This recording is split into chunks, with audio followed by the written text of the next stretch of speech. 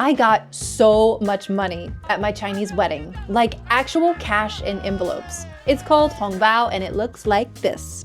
In the US, people give physical gifts, not money, so when I moved to China, I felt confused and totally culture shocked. As an American, it feels awkward and impersonal to just hand somebody some money, but I've been living here 7 years and now I realize the system is actually genius. There's no shopping, there's no wrapping, there's no guessing, it's just pure efficiency.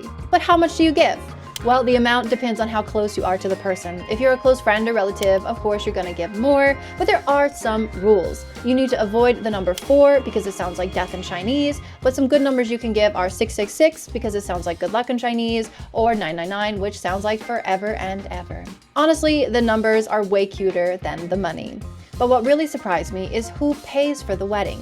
In the US, it's going to be the bride's parents, but in China, it's going to be the groom's parents, although I have heard from a few friends that this tradition is changing. What happens where you're from? Here's the wild part though. The hongbaos that you get at your Chinese wedding can actually help you pay for the wedding itself. Meanwhile, in the States, you only get gifts, but the average wedding costs about $30,000 to $40,000. In China, the average wedding cost is around 330,400 RMB. It seems like no matter where you live, getting married ain't cheap.